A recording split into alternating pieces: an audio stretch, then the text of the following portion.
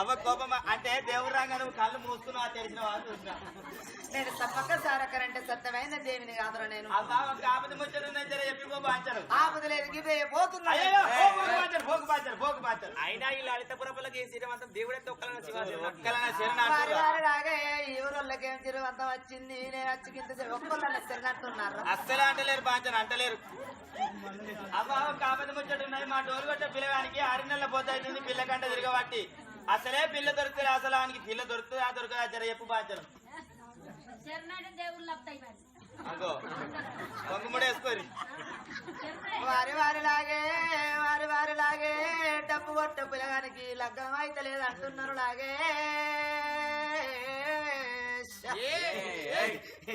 wow అని మీరు కథలో బయలు ఎన్ని రోజులు అవుతుందిరా అమ్మా ఈడికి 29 రోజులు అవుతుంది రేపైతే నెల అవుతుంది ఇక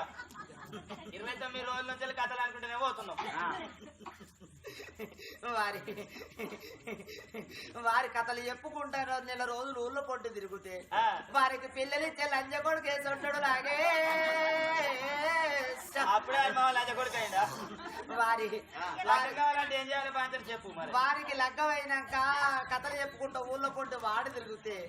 ఇంటికాడ వారి సంసారం శిలక పట్టదురా అయ్యో మరి ఏం చేయాలి బాంచర్ చెప్పు వారికి లగ్గం కావన్నంటే డోలు వరగొట్టి తాళం వరగొట్టి ఇంటికాడు ఉంటే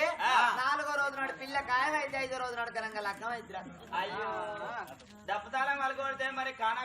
కానాపీన ఉప్పరు వాళ్ళ దేకంగి అంతా దేవుడు చూసుకుంటాడా అవ్వ ఇంకొకటి ఆపద ముచ్చట ఏం ఆపదిలాగే గీ అవది అమ్మని పేరు ఉండే ఈ ఓజవాది అప్పటి నుంచి మనిషిలో మనసు అయితే లేదు ఓజవాది కథకాడికి రాగా అంబారిపోట్ల మేందట అంబారిపోట్ల మేన్ నుంచి వెళ్ళి మనిషిలో మనసు అయితే అసలు అంబారిపోట్లం దొరకదా ఎవరు మా ఇంటికి ఎత్తవేంది చెప్పు బాంచను జరా